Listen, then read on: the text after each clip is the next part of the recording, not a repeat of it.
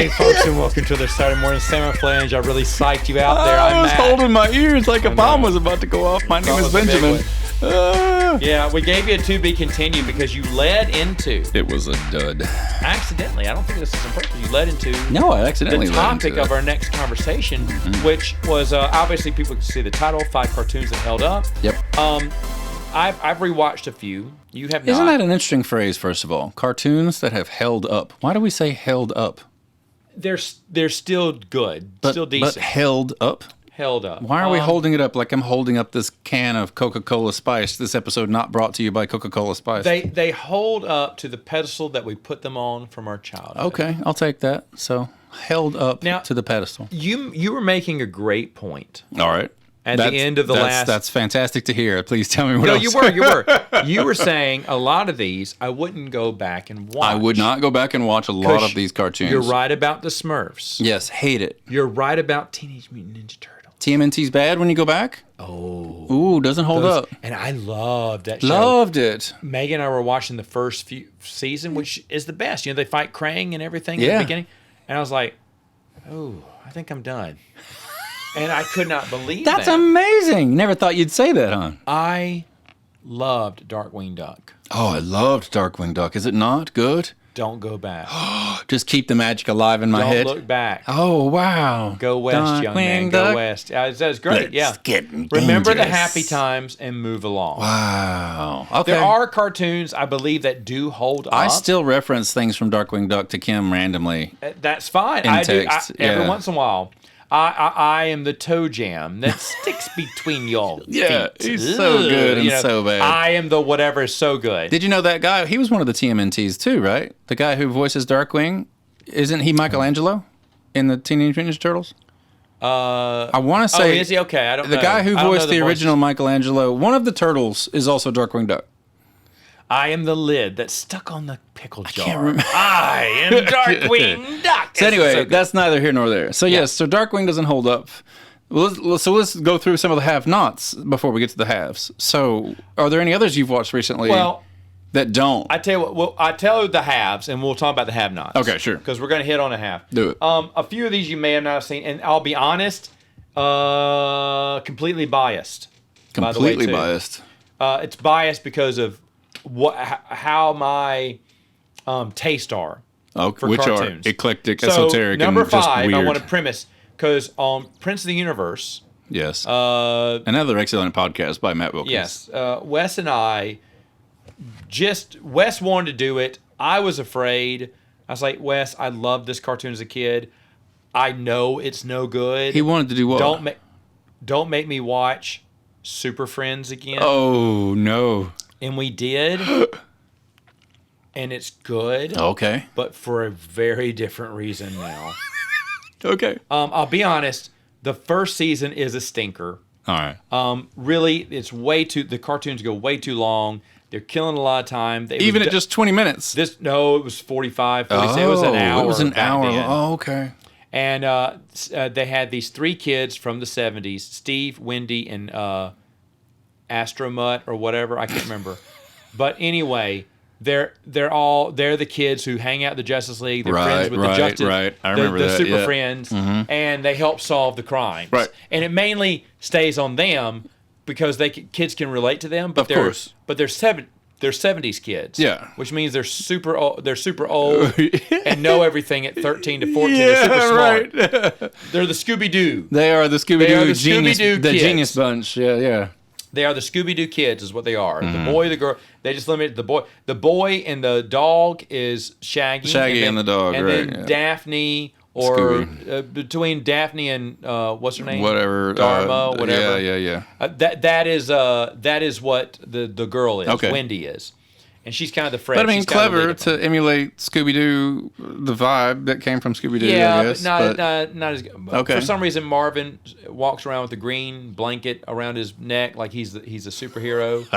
And it looks just like a glorified ascot. Yeah. Well, no, but Wendy's definitely sporting the 70s. Hey. And he's got and Marv's got some bell bottoms on him, some loose fitting at the bottom. But either way, it's atrocious. That's what kids wore, right? It's atrocious. It's atrocious. And we talked about episodes I remembered seeing, how it's not as good. And I thought this idea that Wes had to do all these is doomed. And then we got to season 2. Yes. There are public service announcements. What? Cartoons had to tell kids to do this, do that, not do this, not do that. Don't do drugs or... It's fantastic. Or let me teach you a little magic trick. All you need is some string, a cup, and 2 coins. Yeah. What's the trick? I'll show you after this quick message. Yeah. Right, yeah. And the thing is, why is Aquaman showing me a magic trick to do at parties? And by the way, how is he doing this underwater? Wouldn't everything just float around? Yeah. How is the paper cup not floating or getting destroyed by the water? Doesn't matter. No. But he's showing you how to make the special disappearing penny. Want to know how I did it? Stay tuned. Stay tuned for the next 2. Okay. And then the public service now, which there's a ton I could talk about. And we did on our episode. But one of the best ones, kid is smoking in the dugout. Uh-oh. He's smoking. And so he hits the ball. He's trying to run to first. He gets thrown out because he can't run. Can't run very fast. Superman stops and say, "What are you doing?" And he takes another drag of his cigarette. He says, "Superman, what are you doing here?" He said, "Hey, Jimmy, I'm here to tell you, smoking's bad for your health. You shouldn't smoke." Wait, you shouldn't smoke? Superman, get the cigarette out of the kid's mouth. Don't let him sit there and puff smoke in your mouth. He can't. He's not a dictator, But Superman Matt. just convinces him. Yeah. But by the way, why is it normal to see a kid smoking? Because it was the 80s. Because everybody smoked in the They get 80s. some smokes. Yeah. But kids smoked. Yeah. And the thing is, though, it was so wild to see, first off, smoking on right. TV. Never even heard. Which you won't see that again. Unheard of today. Never in mainstream TV would you see that. A movie, maybe. But the thing is, I was like, wow. And then that Superman is just treating this like, hey, kid, maybe not smoke. Maybe not do that. Maybe give me that cigarette. Where'd you get this? I'm going to tell your parent who bought this for you. I'm going to whoop you and your dad for giving you one. Yeah. But no, it's just like, maybe you shouldn't smoke. But Superman wasn't going to make him stop. Like, if little Timmy wanted to smoke, he could. He's not God. He's just Superman. He's like, what? I know, yada, yada, yada, cancer. And he x-rays the kid's black lung and goes, not yet, Okay, so not yet, anyway. Not yet. Thank That's goodness. the old Superman reference there. But anyway, and then the 3rd season is just zany because you can tell the writers have zero clue what they're doing. Like, how do you you have the Justice League. Make a great, follow the comic books. Make a good storyline. No, what they did, they put him in the world of Robin Hood, because they know Robin Hood. They put him in. I didn't realize how much they were ripping off they rip off all the classics. Really? Lord of the Rings. What? There's even a Lord of the Rings rip-off the adventure Justice League? with the Justice League. Wow. And it doesn't say Lord of the Rings, but it's obvious where they got clearly it. there. So they're just going for big books and big things and big ideas and old books, the classics. They're just going through the classics. Wow. And they're just doing all this stuff. And they're like, what if we put them with, King Arthur? Okay. Yeah, classic They go through a warp and they gain gain King Arthur's. Okay, now they got a Batman and Robin got to save the superhero, and they, it's like 4 or 5 super friends get sucked in and have to save the day. Sure. And it's always a combination of new super friends because we got to sell toys. But the thing is, though, I was like, wow, this is great for the wrong reasons, and I was so happy that Wes had me go back through these again. Because the first season... Did you remember seeing things like King Arthur and the smoke? I remember seeing a lot of them, but I didn't realize that. I was like, these guys couldn't write a single episode. None of them are original ideas. They're stealing stories from left, right, and center. But the thing is, though, you had superheroes. They didn't know how to write superhero stories. Remember, the people writing it were born before the age of... They like cowboys and Indians. Oh. So there's a Wild West episode. It makes me wonder how much control, though, because when you think about a movie today, like a bad movie today... Very often you can blame the producers of the movie because they'll tell writers with an excellent script, we need more second screen content or whatever, because people are going to be on their iPhones, so we need you to repeat the plot over and over again. And some bad movies can be blamed entirely on producers. You think about Kevin Smith's Superman story, about how the producer wanted to make Superman like have a giant mechanical spider attack him in the Fortress of Solitude, that famous story with Nick Cage, right? And that's all the producer that was doing that. And so it makes me wonder with these cartoons, how much power and control did these writers have? Or did some studio come in, and producer come in back then and say, let's rip off Lord of the Rings. Let's rip off this. Let's find this because we've got a built-in franchise for Robin Hood or Lord of the Rings or whatever, audience, whatever it is. So interesting. Okay. But the other thing you had all the superheroes though. Seriously, that's what you can always come back to. You had you the did not know how to write superheroes with powers, like yeah, with powers. Yeah, but like, you knew what their powers were, but you just put them in this world so you could do something about it. You couldn't think about giving them a villain. It's not like they were all wearing kryptonite necklaces. They did. I think season 2 had the Legion of Doom. And that was fun because this week's bad guy came up with the idea that they all followed through and it failed. Okay. So they retreat back to the Legion of Doom. That's fun. You know, I mean that's class. But anyway, number 4. Hanna-Barbera. What do you mean? Just the whole Hanna-Barbera? No, one in particular that I really loved. There's maybe a few there that also hold up too. But Hong Kong Phooey. I feel like you've talked to me about He's Hong the number Kong one Phooey. super guy, and I watched these again. I remember I bought them on DVD. Okay. Back when Hanna-Barbera was just throwing everything at the wall. All their TV shows came out on DVD. And I watched it. I loved it. I thought it was great. When did you watch it the first time? When I bought it on DVD. Okay. I rewatched it again. But you remembered it from when you were a kid. As a kid, I never missed an episode. Never missed an episode. We were late to school because it played right before 8 o'clock. Yeah, I remember those cartoons. We would purposely. You would push it as make far our mom as you could. We'd throw a shoe, lose a shoe. Yeah. We were always losing shoes, losing socks, and we were like, Mom, we're looking for it because we wanted to see how it ended. Of course. And then the moment the credits hit, we got in the car. Well, we were right down the road from the school, so probably just like 4 minutes away. Yeah. But of course, there's only 2 minutes, so we're always a minute or so late. Mom was always so mad that we were always so late, but we did not want to miss the end of Hong Kong course. Phooey. And watching it again, I remember I bought them on DVD. This is back when Megan and I first got married. Okay. And I said, I got to get this. I love this as a kid. So I watched them all. Megan got bored and left, but Hong Kong Phooey solves crime. He's totally oblivious. He solves the crime by accident. There's a cat that's with him that's always helping him out. Okay. If it wasn't for the cat, he would. If it wasn't for the cat, so it's got that trope. R2D2 saving everybody. But just some of the oblivious and the humors there. Scat Stevens, you got The Shining. That's what they call it. That's what my mama called it. You know, that guy. Yeah. In fact, whenever I watch The Shining, I'm thinking, why is Hong Kong Phooey in The Shining? Why does he? I think that every time I hear his voice, I can hear it's exaggerated voice. That's cool. Of Hong Kong Phooey, but it's just so. There was a moment in probably each one where I kind of snickered and I went, ha. Because he does a ha, hoo, and a rinky dinky do to you. And he's while he's doing some poses real quick. Sure. And Hanna-Barbera, and it's just silliness. But I re-enjoyed all the silliness. And sometimes he looks at, let me see what my Hong Kong Book of Kung Fu says. and it says like the stupidest things that do not help him, but it's so funny. Yeah. I said, man, I want a Hong Kong Book of Kung Fu. Dude, that's a great idea. Have you even Googled to see if it exists? I should. You should find probably. one. But he had a little pagoda car. You keep talking. I'm going to get on Google for you. He got a pagoda car that turned into a helicopter. Before Mask was a thing. So, really ahead of his time. But anyway, Hong Kong Phooey. I'm going to combine. Do it. Number 3 and 2 because I wanted. If I talk about one, we're going to just lead into the other one. Number 3, Tailspin. One of my all-time favorites. We talk about world building, which DuckTales is number 2. But the world, is that a Hong Kong Book of Kung Fu? Well, it's just a Hong Kong Phooey Adventure. Am I on the right track? Yeah, that's okay. him. Okay. But anyway, both Tailspin and DuckTales took place in their own little cities, where you kind of felt like you knew everyone, you went everywhere. Tailspin was its own island. Tailspin holds up. Oh yeah. It's got a 1950s vibe. Feel like the planes, the cars, the diners. Yeah. It's got that 60s, 50s exactly. feel. Yeah. It had an old drive-in vibe. Now, obviously, these people, if it's the 80s while they're drawing this, these guys were kids during the 50s, right? And so now they're the ones drawing the cartoons.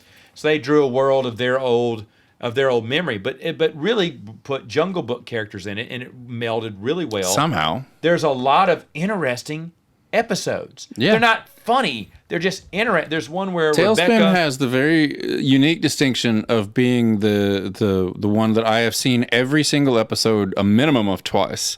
And I have seen the episode I'm in the Truffles where she sings about the truffles and she finds all the truffles.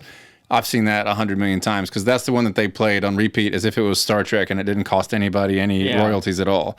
So the bigger they are, the louder they oink. That's the name of the episode. That's what it is. That episode would come on so often that I would say, Kim, don't even worry about it. It's the louder they oink episode. And then she'd be like, again. And we'd be mad because they just kept playing that one over and over again. So anyway, sorry. That's funny. I didn't realize that. Yeah. I love Tailspin so much. Tailspin is so good. It was so good. It holds up. There's like an episode where Baloo saves Khan's life.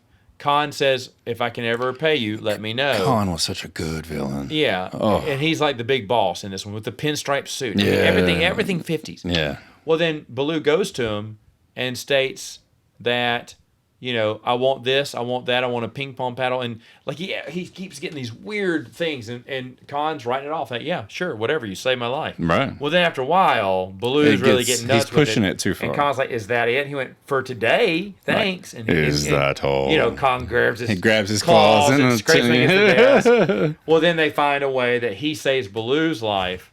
And so what does he owe? Everything that Baloo ever got for, except for the ping pong battle. You can keep that. Or the first thing he ever asked for, whatever. So another one was Rebecca, his boss, Becky won a sweepstakes for $10,000.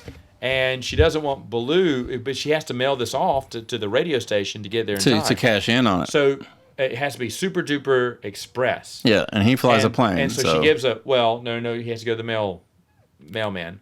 So she gives him a job to go to the post office. Here's a $20 bill.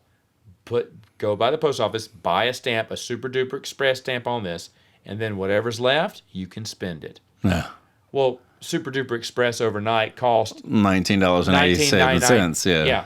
So he goes, he said, well, I got $20. A stamp only costs 15 cents. He said, or 25 cents, however much back in the 80s. Right. He goes, so what do you say, little bear? Let's go get some ice cream. So they just load up. Well, then they go and buy the stamp. Finally go to the stamp, and it's way too much. $19 and no, it's whatever. He's like, oh, no, he doesn't have that money. And he goes, all I got is 2 cents. And so he goes, okay, you can have the super slow, slop right, yeah. back. So now when he goes back, he says, well, Becky said it wasn't important. Well, Becky said it wasn't important because she wanted Baloo to screw it up. But so Baloo screws up, puts the cheap one on there that won't be in there till next winter or whatever. Yeah. And so when he says, I mailed it, she went, great. I didn't want to tell you this, but that was $10,000. And then he has to go back and... Or $100,000, I'm going to buy you a plane. I'm going to do this. He's like, what? Right. So now he has to go to the... New mission. And the mailman's been around for 80 years. Yeah, he's super old. He's creeping through. So he's very slow, and Baloo's helping him. But Baloo can't touch the mail. That's a felony. That's the rule. So Baloo said, but I can touch you, right? And picks him up and starts running with him. So Baloo's just trying to do all these hilarious things to get him to the radio show in time. He misses it. Of course. The 12 o'clock noon hits on that day, and no winner. Yeah. So it goes to the next winner. And then when Baloo hands him the letter and just like, no, he missed it. And he's like, yeah, I'm sorry. You missed out on the prize. And he's like, oh, Becky's going to kill me. He goes home. And he goes, wait.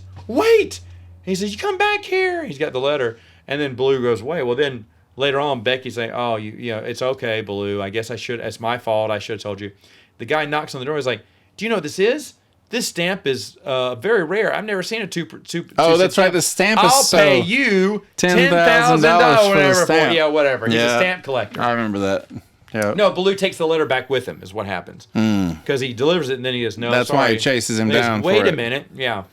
So it's fun little things like that happen. And to DuckTales' point, DuckTales has the same type of stories that go on and happen that are heartfelt. By the way, do you remember watching the DuckTales movie?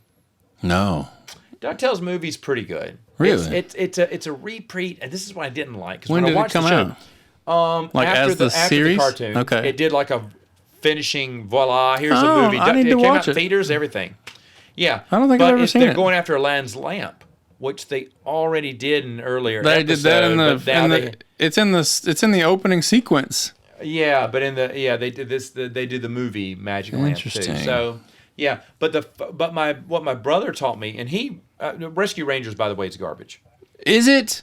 Yeah, man, sadly. I loved Rescue Rangers. Loved it too, and Darkwing Duck was garbage, and Tailspin and DuckTales are great. And they came on back to back usually. Yeah, for me at 3:30, like the time slot was Tailspin and then Darkwing, and then it was Gargoyles, I think, for a while or something. And how my brother explains it. How my brother explains this is he watched DuckTales first. He said, "Hey, have you seen DuckTales?" I went, "No." He goes, "Watch it. It's good." I went, "What? Still today?" He's like, "Yeah, it is." So I said, "Okay, I'll try it out." And Race I did. It was excellent. Then I wanted to watch the rest of them. This is when Disney Plus added them all back in the early days. Yes. So I watched Tailspin, thought it was great too. But DuckTales, my brother goes, "Okay, did you watch the movie? The 5-part? There's a 5-part series opening. Remember the first thing where they're going after the Valley of Gold? Yes, and they all get gold fever. Yeah, that was the best thing. Yeah, scratching themselves, picking up and going nuts. That's the one they replayed over and over again. Was the gold fever and ones. They have to give up the gold fever exactly because Scrooge McDuck only gets that one gold coin. Right. The rest of it's buried forever in that volcano. Yeah. But the old man gets caught up in it too, and he wants the gold, and he dies. Yep. The only time they ever killed off a character in DuckTales. Wow.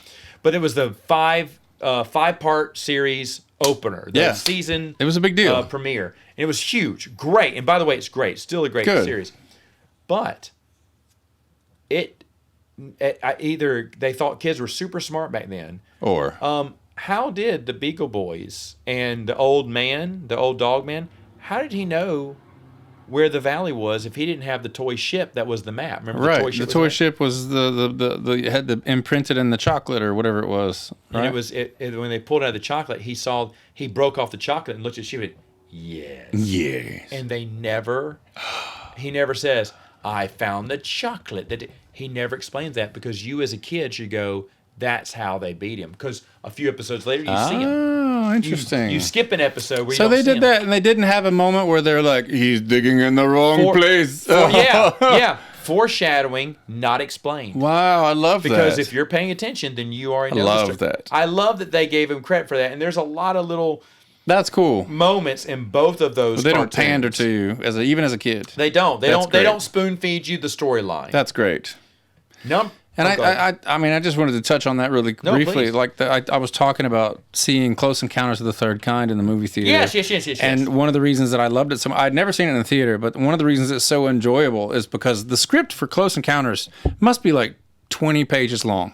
There's no dialogue at all. Like the movie is long, but you have to watch it. You have to watch what's happening on the screen. The last 25 minutes of the movie, there's not a word spoken. The entire resolution of the whole thing, there's barely anything spoken other than auxiliary chatter from the military that's going on over the loudspeaker or something like that. Almost no one says anything at the climax of the movie. Nothing. Wow. And like almost half of it, there's no dialogue. Richard Dreyfuss goes on and on about the potatoes and this means something and all that other kind of stuff. But otherwise, half the movie, nothing's being said.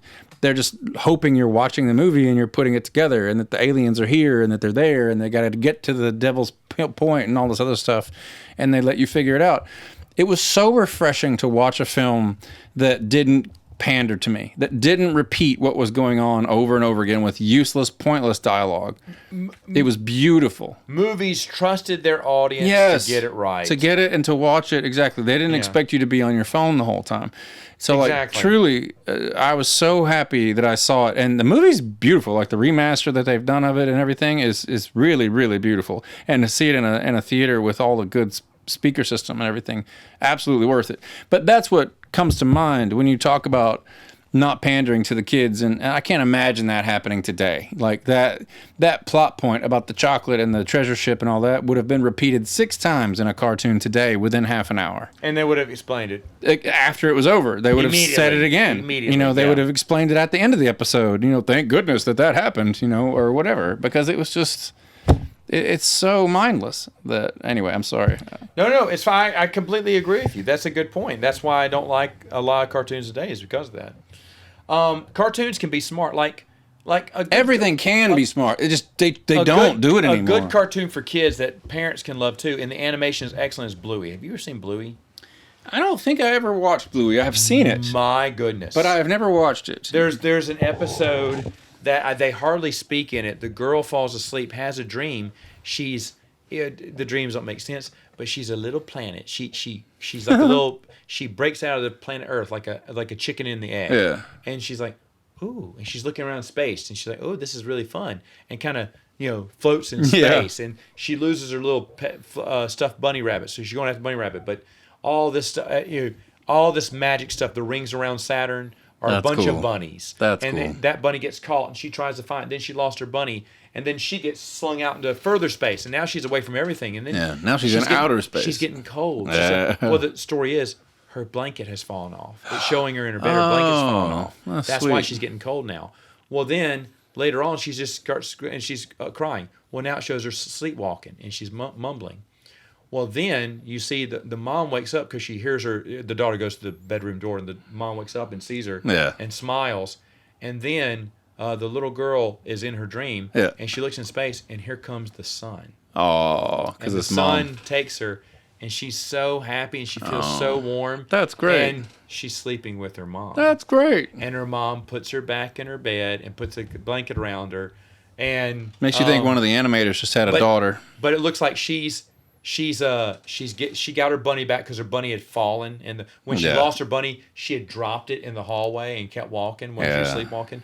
But her mom gave her bunny back, so in her dream, her bunny comes back to her, and she gets put back in her little planet, and the eggshells start coming back over her. That's her cool. Mom tucking her in, Yeah. And then it ends with the sun coming up. Nice. And it just goes credits. No dialogue. And I was like, almost no dialogue. I think there's dialogue at the beginning. Yeah. But then just that's terrific. Overnight dream. Terrific. And there's really heartfelt stuff there. And Bluey is.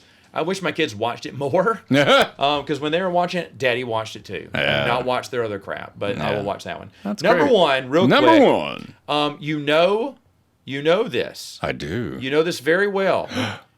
And you love Star Trek. Love Star Trek. 1973, they did a cartoon. They sure did.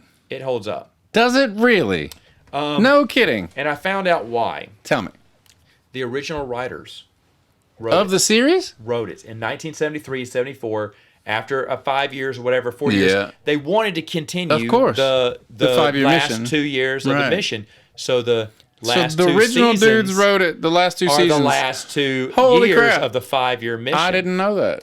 And the thing is, though, they play. What a great number one pick. The Star Trek animated series. I love the original series. Of course, you're a huge TOS the original fan. series. Yeah. All the actors came back to voice. Except Chekhov, Chekhov, who got to direct one. There wasn't any room That's more in the right. budget. Walter Koenig couldn't. It was in the budget, right? There was in the budget, but he got to direct one and write one. That's cool. But I mean, there's stuff from Spock's past. They could do more stuff now. There's and it was thought-provoking ones like the '60s show had. You know, very as it should be. highbrow. Star Trek should be. Yeah, very thought-provoking, highbrow. right? Yeah, very highbrow. I remember watching it, thinking, "Okay, I'm gonna watch this and be done." Because when I was doing my Star Trek rewatch, we were doing this, and then you said, "Well, I watch them every Next Generation." Yeah, I was it's like really? I watch them every day. But right? I was making my way through them all again a few years back, and I said, "Well, you know what? I've never seen the cartoon. It looks like garbage. Let me go for it." I was like, "This is really good. Way better than it feels should like be." And then I found it. They were just. It was the last 2 years. That's of the why. mission. Interesting. But the thing is, though, I don't think it ends.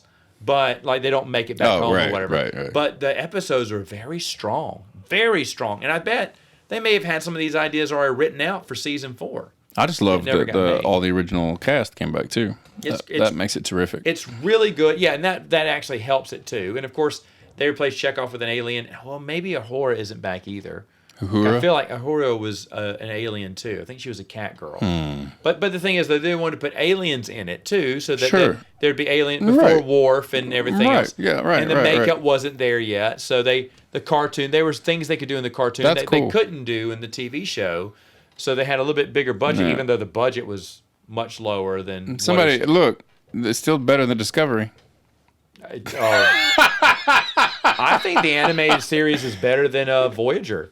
Oh, minus my word. The Doctor. I think the Doctor episodes are solid. I know. We're all Robert Picardo fans over here. Yes. But Voyager overall. No, I'd take Star Trek. The cartoon, kidding. The animated series over Voyager. Really good. Wow. Really good. So That's there you impressive. go. So Hey, What a cool list. Yeah. I like that. Because there's a lot of these that I would not at all go back and watch. And I'm so glad that I got warned off of Darkwing and a few others there. I mean, the thing is, I used Have to you love gone back these. and watched Thundercats lately and seen how good or Not bad the that is? original one. I'm kind of scared. I am like too. Mask is another one that I loved as a Yeah, kid. you loved Mask. I bet that's gonna suck. So the thing is, and that's kind of what. And the thing is, I'd probably watch a few of these. We have access to a plethora of old cartoons. Yeah. Mikey has a Exactly. thing of thing, and so I thought about getting a projector, shooting it on, and then one Saturday Morning. you, me, sorry. Wes, we all get together and have cereal and milk in front Oh, of us. what a great idea. And You should do that for choose- your 400th episode. Well, we choose a cartoon to watch. That's great. and we do. We could you know, live stream. we do it. We do it 8 to. Well, I really would, even though there's no way this would happen. The earlier the better. But remember, 6 a.m. was when it started. I would be here at 6. So a 6 to 6:30, a 6:30 to 7 cartoon. Yeah. A 7 to and of course these are 22 minutes. They're only so we have 22 8 minutes. minutes Yeah. to break and decide. Right. But we would write out and do a 6 to 10. Hi. Because 10 o'clock it was basically the 9 to 9. The I 9:30 love that 10 was idea. the last You one. need to do that for your 400th So yeah, we would do. Wes said he would do that every Saturday. morning. Samoflange. Hey.